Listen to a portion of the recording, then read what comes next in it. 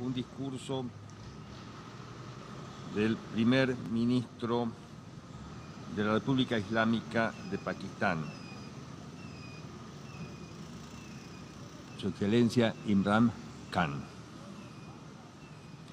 Pido protocolo que acompañe a Su Excelencia. Tengo el gran placer de dar la bienvenida al señor primer ministro de la República Islámica de Pakistán, a quien invito a dirigirse a la Asamblea General.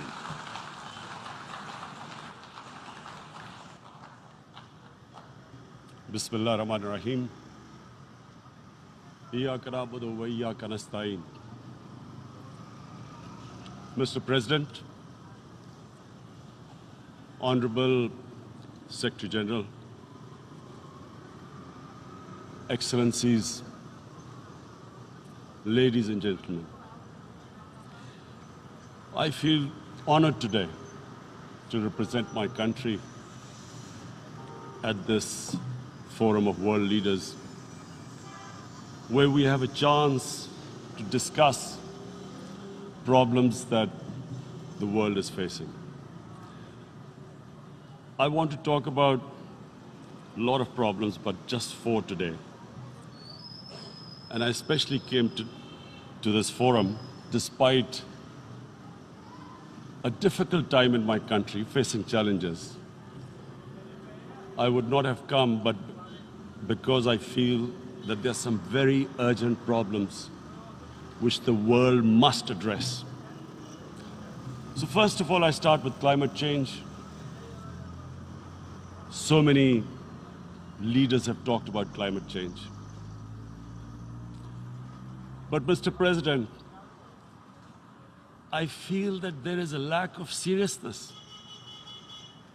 Perhaps world leaders some of the leaders who can do a lot, do not realize the urgency of the situation. We have a lot of ideas, but as someone said, ideas without funding is mere hallucination. Pakistan, I'll give you start with my own country. Our country is amongst the top 10 nations in the world which are most affected by climate change. We depend upon our rivers. We are mainly an agricultural country. And 80% of the water in our rivers comes from our glaciers. The glaciers not just on the Pakistani side, even India.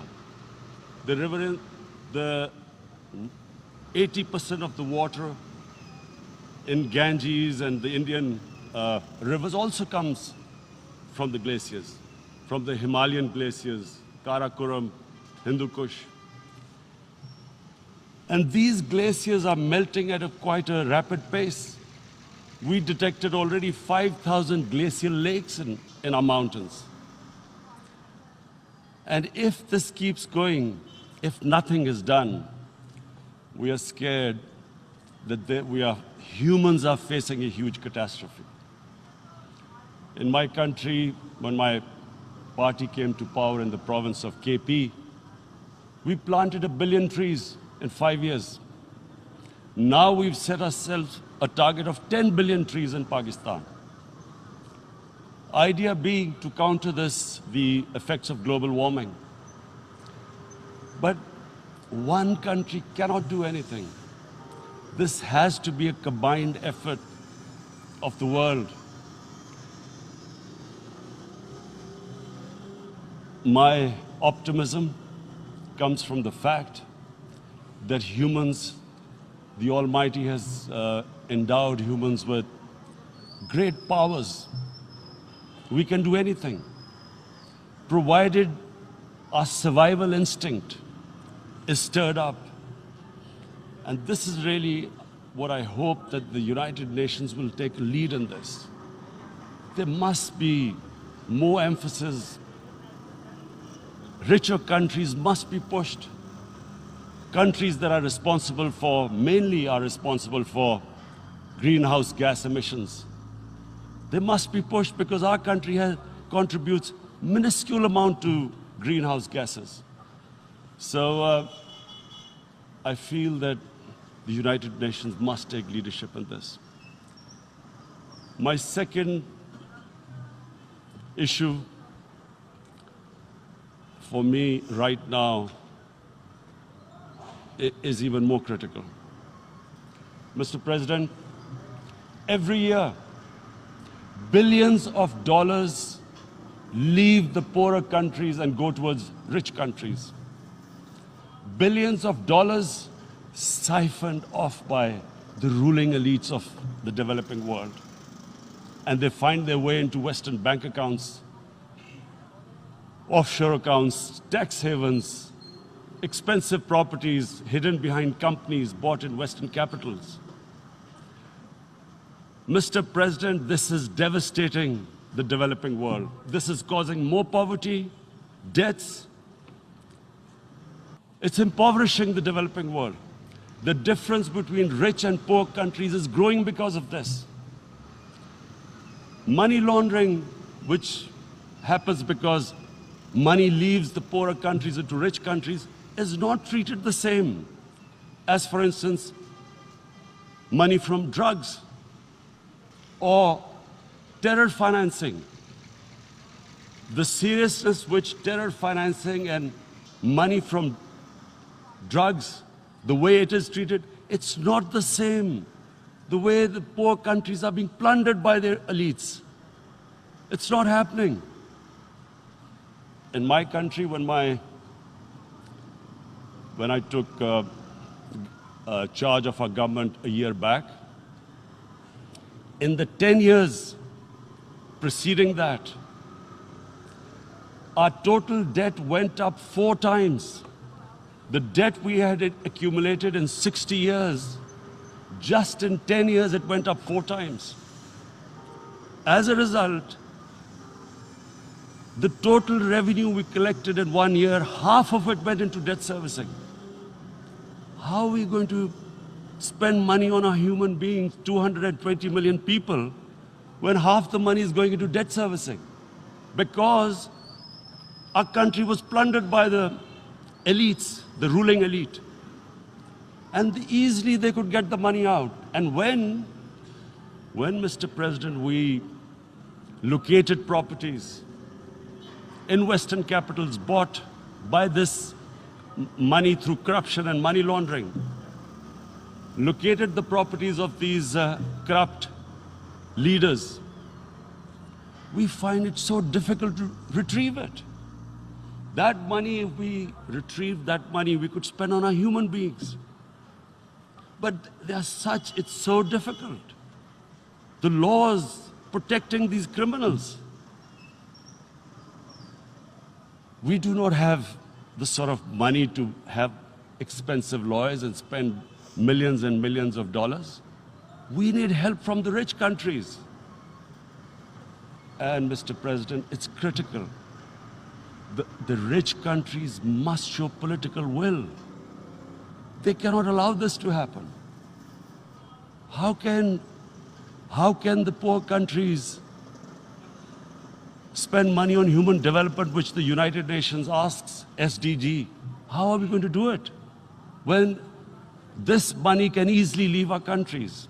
So, unless the rich countries intend to build walls to stop economic refugees coming as we see right now, they must take action.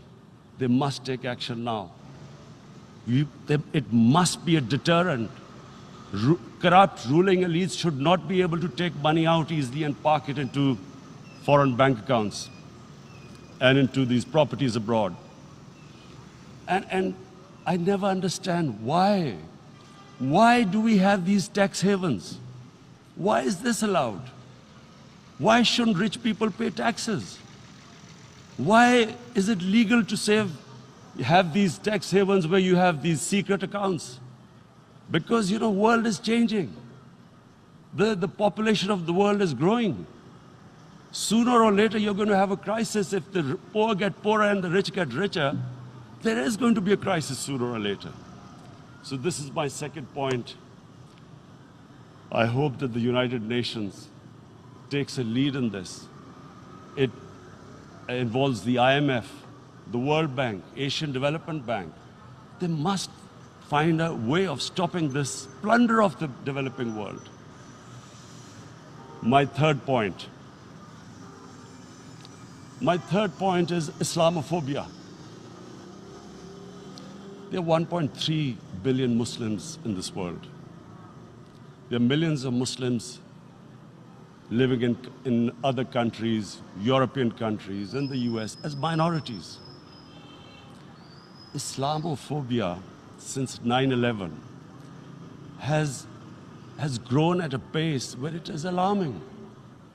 Human communities live together. There should be understanding amongst them. But Islamophobia is creating a division. Muslim women wearing hijab, it's become an issue. It's become an issue in some countries. Hijab is some sort of a weapon.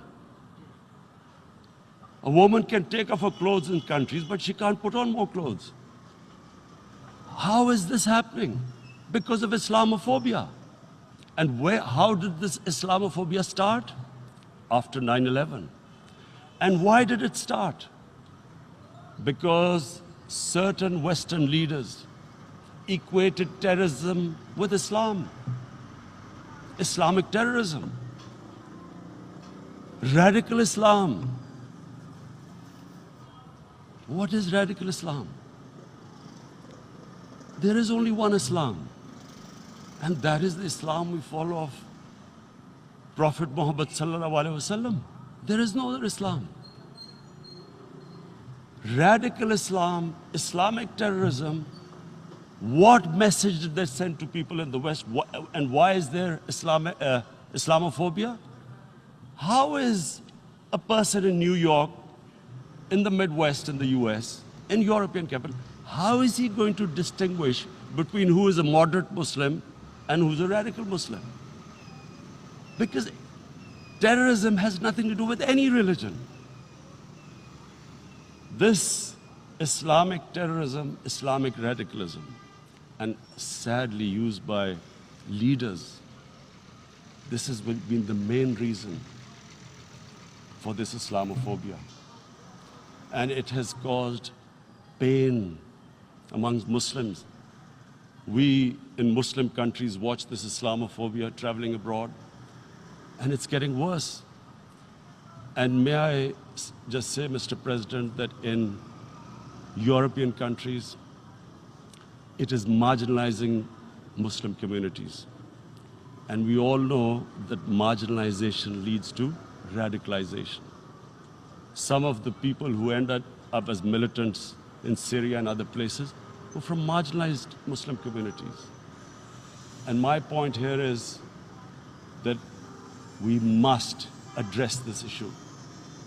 I'm sad to say that we Muslim leaders have not addressed this issue either. After 9/11, when this thing came about war against radical Islam, rather than Muslim leaders trying to explain to the West that there is no such thing as radical Islam, in all human communities, they are radicals. They're liberals and rest are moderate. All human communities, Christians, Jews, everyone has it. But Islam is not radical, neither Judaism, neither Christianity, neither Hinduism. No religion preaches radicalism. The basis of all religion is compassion and justice, which differentiates us from the animal kingdom. But unfortunately, the Muslim leadership was so scared of being called radical Islam that all of them became moderates. In Pakistan, we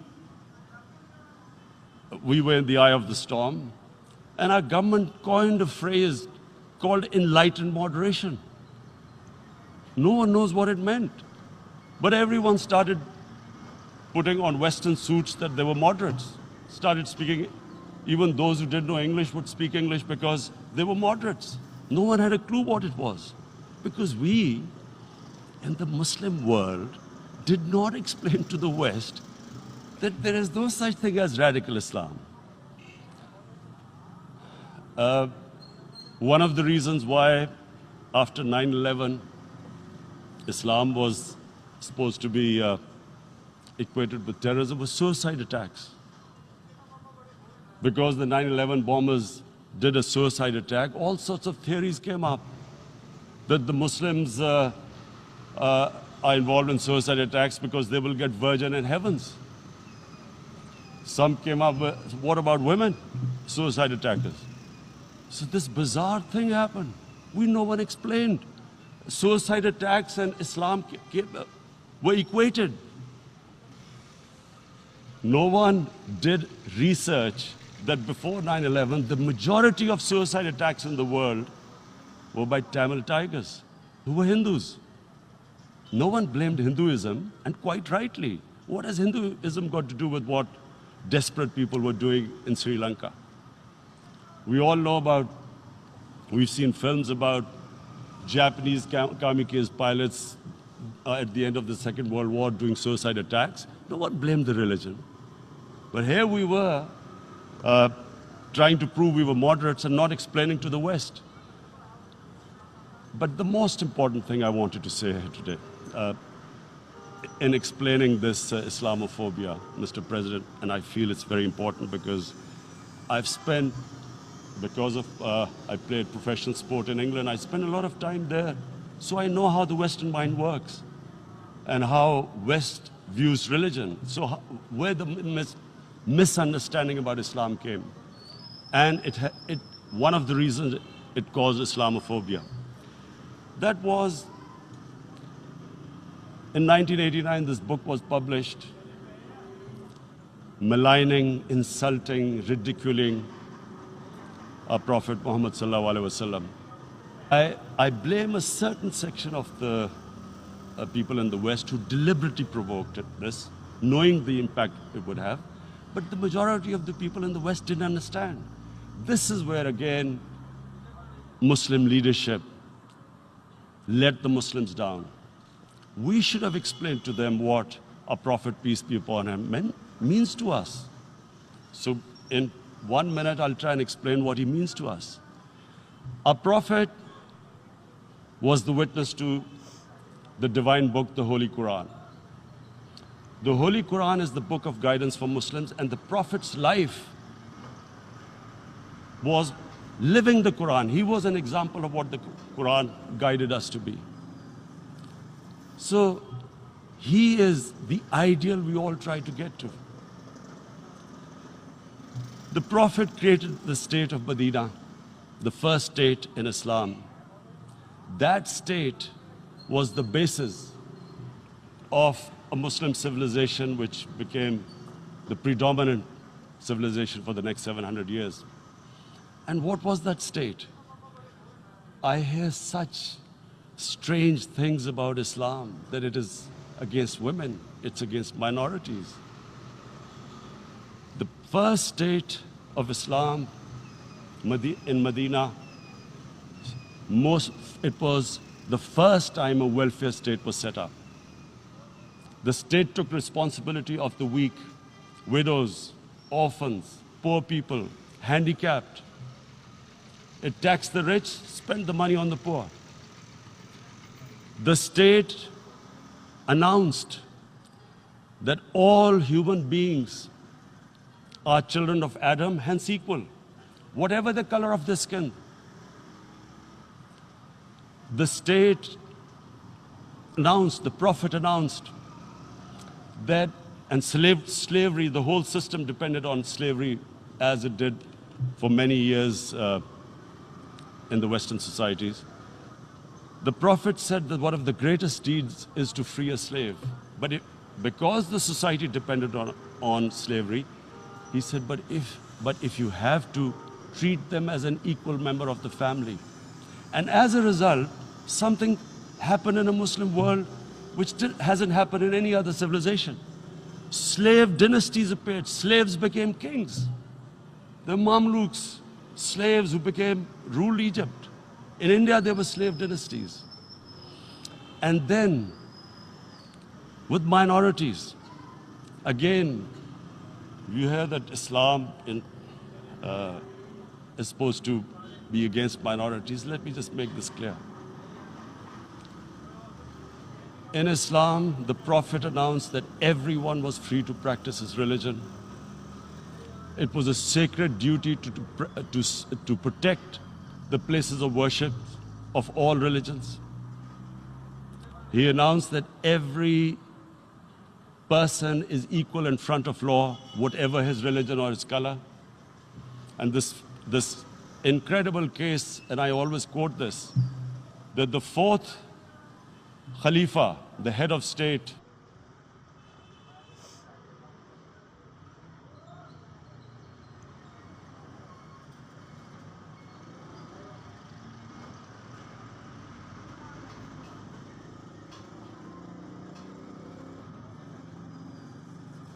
so it is important to understand this. The Prophet lives in our hearts. When he's ridiculed, when he's insulted, it hurts. As we human know, we human beings understand one thing: the pain of the heart is far, far, far more hurtful than physical pain. And that's why the Muslims react. And I always thought that if I ever had the stage, I would try and explain this to the world community, especially to the Western community, because having lived in the Western community, people didn't understand this.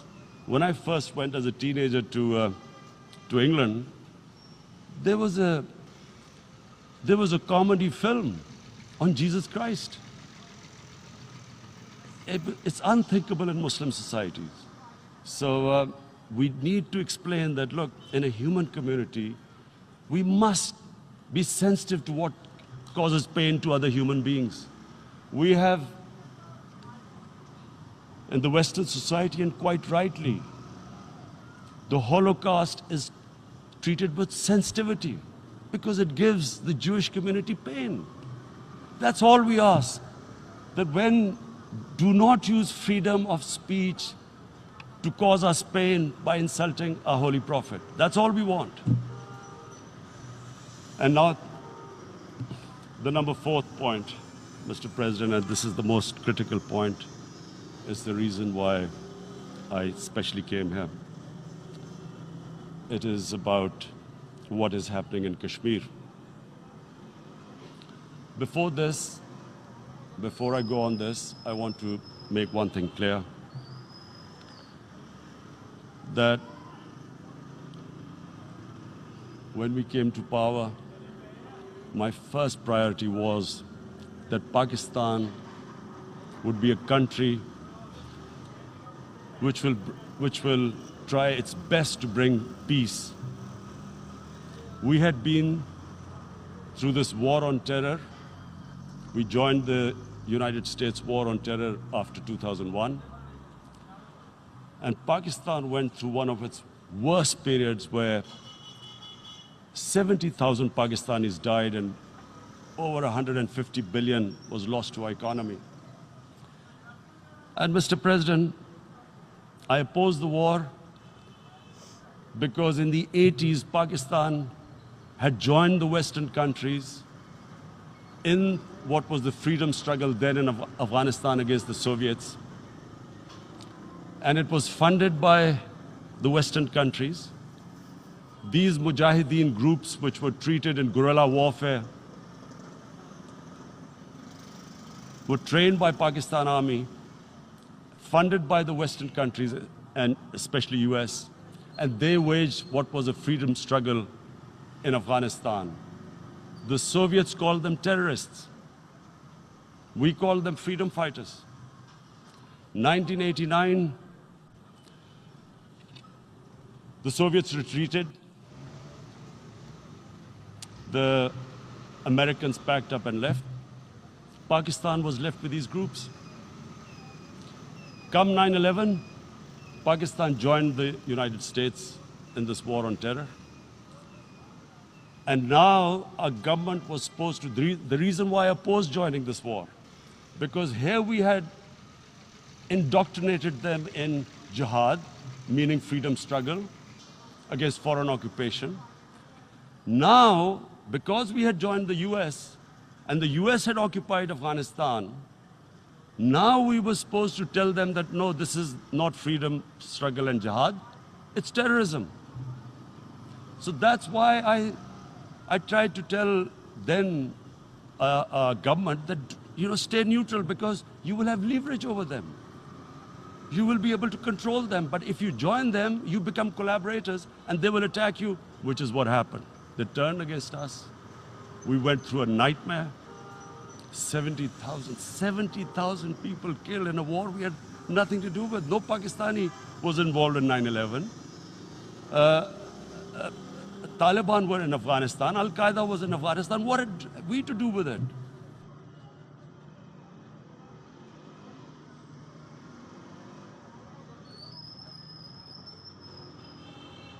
That we would dismantle what was left of these groups. And this decision was taken not just by us, but by all the political parties in Pakistan. Unfortunately, they didn't implement it. So we came to power, we decided to implement it, and we dismantled whatever was left of the groups. And I know that India keeps accusing us that there are these groups there. I would like the United Nations to send observers, see for themselves what we've done. No Pakistani government would have dared to do this because it would have created strife. But we decided that there would be no militant organizations in Pakistan. So I need to give you this background and to what I'm going to say later on. Because of cricket, and cricket being it's a passion in the subcontinent, I had great following in India. I have friends in India. And I loved going to India. So immediately, when my party came to power, the first thing we did was to immediately reach out to India. And I spoke to President Modi and I said, look, we have similar problems. Climate change, poverty, let's get together. Let's resolve our differences through trade. Let's build a relationship on trust. Prime Minister Modi told me that, there were terrorist attacks from Pakistan. I said, we have problems with you. There are terrorist attacks which we know are instigated by India in Balochistan. We caught a spy, Kulbhushan Yadav, who admitted what the sabotage going on in Karachi and Balochistan. So we said, look, let's leave that behind. Let's move forward. Our main priority should be our people. The highest number of poor people live in the Indian subcontinent. Unfortunately, didn't make any headways. Our foreign ministers were supposed to meet on this in the UNGA last year. India cancelled it. We thought that it's their election coming up. It's a nationalist, ultra-nationalist party. It doesn't want to cozy up to Pakistan. So we thought, okay, we'll wait till the elections. Meanwhile, a 20-year-old Kashmiri boy, whose father said was radicalized by the security forces in Kashmir, blew himself up on an Indian convoy. Immediately, India blamed us. I spoke to the Indian public on television. I said, if you give us any iota of proof, we will immediately take action because we've clamped down on these groups. Rather than sending us any proofs, they sent their jets in, they bombed us. We retaliated. A jet, 2 of their planes were shot down, 1 pilot bailed out in Pakistan. We immediately returned the pilot, saying that, look, we do not want any escalation. Rather than taking that as a peace gesture, the entire campaign, almost the entire campaign of Mr. Modi in the election was how he had taught Pakistan a lesson that jets had killed 350 terrorists. Complete lie, they had just killed about 10 trees of ours, which was quite painful given that, we are growing all these trees. He then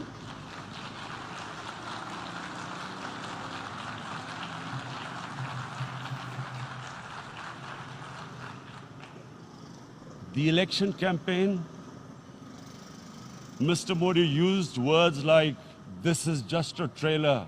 The movie is about to start. I went into Pakistan and taught them a lesson." This was the election campaign. Okay, so we thought, us politicians make all these statements to win elections. So, okay, after elections, we'll get back to our normal relationship. Well, the moment the elections ended, we approached India. No response, but then we discovered they were trying to push us in the FATF blacklist to bankrupt us. That's when we realized there was an agenda.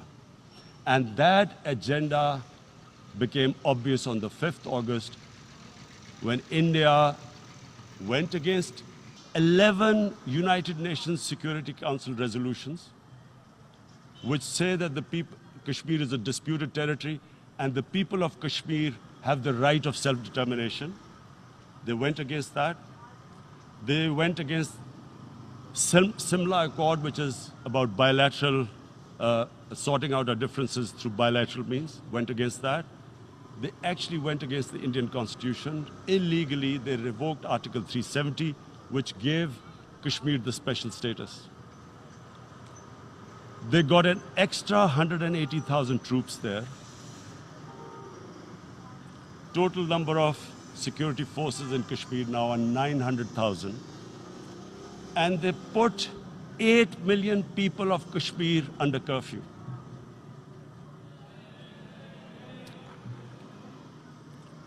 Mr. President, now I just briefly want to make the people understand, how can anyone do something like this? And for that, I have to explain to you what is RSS. RSS, Mr. Narendra Modi is a life member of RSS. RSS was an organization that was inspired by Adolf Hitler and Mussolini, came about in 1925. They believed in racial purity, racial superiority. They also believed they were an Aryan race like the Nazi believed they were an Aryan race. All that I'm saying can be verified.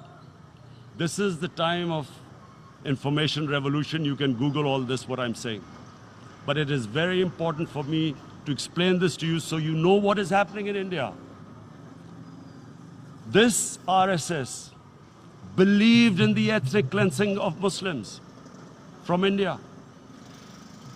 At one point, there was racial superiority of the Hindu race. Secondly, it was hatred for the Muslims and for the Christians because they believed that this golden age of Hindu civilization was stopped because of Muslim rule centuries back and then the British rule of India. So it was racial superiority and hatred for Muslims and Christians. This is openly stated. You look at the founding fathers of RSS, Golwalkar and Savarkar. Just Google them and you'll find out. And this ideology of hate is what murdered the great Mahatma Gandhi in 1948. It was this ideology of hate that made Narendra Modi in 2002 do a pogrom against Muslims in Gujarat when he was the chief minister. He allowed 3 days for these RSS goons who were inspired by the Hitler brown shirts. They actually wear brown shirts. This RSS, the Congress Home Minister gave a statement that in RSS camps, terrorists are being trained. And these terrorists butchered 2,000 Muslims and 150,000 Muslims were made homeless. Narendra Modi could not travel to the US because of that. And I need to make you understand this background before I explain to you that what sort of a mindset would lay siege to 8 million people with 900,000 troops. Women, children, sick people, locked in as animals. In fact, of what I know of England, if 8 million animals were locked in, the RSPCA would have made a lot of noise about it. These are human beings.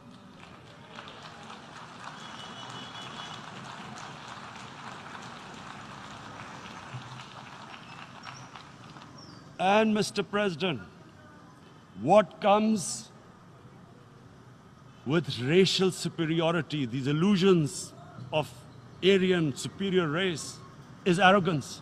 The two go together. And it's arrogance that makes people make mistakes and do stupid things. Cruel things like what Narendra Modi has done. It's sheer arrogance. And it's arrogance that has blinded him from the fact that what is going to happen when the curfew is lifted? Has he thought about it? This hasn't been thought through. What is he going to do when he lifts the curfew? Does he think that people of Kashmir will quietly accept the status quo because India has changed the constitution and taken away the special status? They'll accept that? Mr. President, 100,000 Kashmiris have died in the past 30 years because they were denied the right given by the United Nations, the right for self-determination. 100,000 have died and 11,000 women have been raped. There are two United Nations human rights reports on this. The world hasn't done anything because India is a huge market, 1.2 billion people. Sadly, the material prevails over the human. But this has serious consequences. Again, I repeat, that's why I'm here. Look, what is going to happen when the curfew is lifted will be a bloodbath. The people will come out. There are 900,000 troops there. They haven't come to, as Narendra Modi says, he's done this for prosperity of Kashmir. This is supposed to be for the development. These 900,000 troops, what are they going to do when they come out? There'll be a bloodbath. Has he thought it through what happens then? Mr. President, has anyone thought that what happens when there is a bloodbath? What do you think the impact will have on people of Kashmir? What do you think they will think? The way they have been boxed in their houses, treated like worse than animals, no rights. Thousands of all the political leadership has been arrested, taken out of Kashmir. Even those Kashmiri leaders who were pro-India have been taken out. 13,000 boys have been picked up and taken to God knows which destinations. So what do they think? What will the people of Kashmir do when they lift the curfew? They will be out in the streets. And what will the soldiers do? They will shoot them. They've already used pellet guns, blinded young boys. In the last 6 years, the 5 years, the oppression that has gone on in Kashmir. And so, Kashmiris will be further radicalized. Mr. President, there will be another Pulwama. And guess what? India will blame us. They're already blaming us. They're saying all this is happening because of Pakistan. One of their defense ministers said, there are 500 terrorists lined up on the border to go in. Why would Pakistan send 500 terrorists when there are 900,000 troops? What impact are they going to make? What will they do? And why don't we know that the moment there is some terrorist attack, all that will happen is there'll be further cruelty and oppression of the people of Kashmir. We will just give the 900,000 troops to further crush the people of Kashmir. And then we'll give the Indian government an excuse that, look, Pakistan is a terrorist state, and this mantra that has gone on, Islamic terrorism. The moment you use this catchword, Islamic terrorism, the whole world turns away. No one talks about human rights. You can do whatever you want, which is what has happened in Kashmir, because they keep using this word, Islamic terrorism. And this is what they're doing right now. What do we benefit from further increasing the cruelty on the people of Kashmir?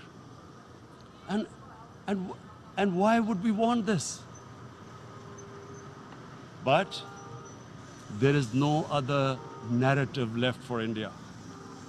As when they lift the curfew, whatever happens, Pakistan will be blamed, and there is always a danger of another Pulwama. They might come and bomb us again, and then another cycle might start. And what does Narendra Modi think that 180 million Muslims of India are thinking right now? Aren't they watching these Kashmiris stuck inside for 55 days they've been stuck in? Aren't they watching? What do you think? Don't you think that the Muslims will be radicalized in India? And I'm talking about 180 million people. And when they get radicalized, there will be some incident in India somewhere down the line. Again, we will be blamed. And I'm warning you right now, again, we will be blamed. And Mr. President, what about 1.3 billion Muslims who are watching this? And they know that it is only happening in Kashmir because they're Kashmiri Muslims. This is not happening to Kashmiri Hindus. They know that this is happening because of their religion. So what do you think they will be thinking? What do you think the Jewish community would think if they were, forget 8,000 Jews stuck like this? What do you think Europeans would think? What do we think? I mean, any human community, if their members are stuck like that, what do you think they will think? Are we a children of a lesser God? Is it not going to cause us pain? And then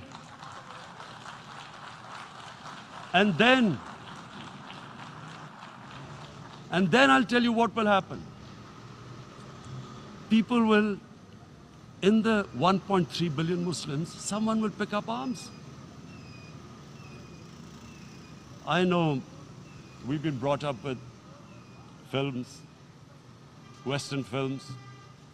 This good, decent guy doesn't get justice. He decides to pick up a gun and start seeking justice. There was a film made in New York, famous film called Death Wish. This guy gets mugged by and his family, his wife gets killed or something. He can't get justice. He picks up a gun and he goes around shooting muggers. And the whole cinema cheers him on. So what do you think the Muslims are thinking right now? If there is a bloodbath, there will be Muslims becoming radicals, not because of Islam, but because of what they will see, that there's no justice when it comes to Muslims. There were Rohingya Muslims, Myanmar, who are, God knows, almost 1 million people out, ethnic cleansing. What was the response of the world community? So what do you think will be the response of 1.3 billion Muslims? I picture myself. I'm in Kashmir. I've been locked up for 55 days. I have heard about, and there are rapes, Indian Army going into homes, soldiers. Would I want to live this humiliation? Would I want to live like that? I would pick up a gun. You're forcing people. You are forcing people into radicalization. When people lose the will to live, what is there to live for? And this is what, if you can do this to human beings, you are actually radicalizing people. And so, Mr. President, I want to repeat here, this is one of the most critical times. There will be a reaction to this. Pakistan will be blamed. Two nuclear-armed countries will come face to face like we came in February. And before we head in that direction, the United Nations has a responsibility. This is why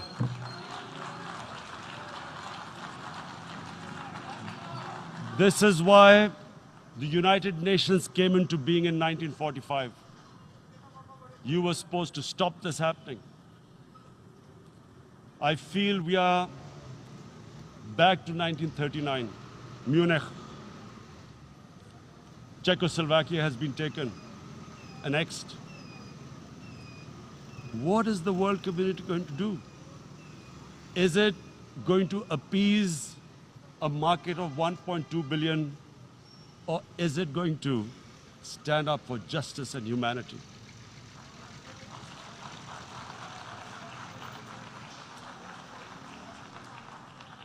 If this goes wrong, you hope for the best, but be prepared for the worst. If a conventional war starts between the two countries, Mr. President, if a conventional war starts, and anything could happen, but supposing a country 7 times smaller than its neighbor is faced with the choice, either you surrender or you fight for your freedom till death, what will we do? I ask myself this question. And my belief is, La ilaha illallah, there is no God but one. And we will fight. And when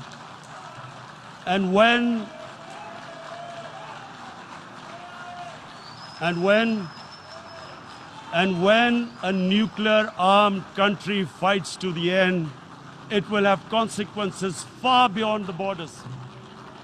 It will have consequences for the world, which is why I repeat I'm here. Because I'm warning you, it's not a threat, it's a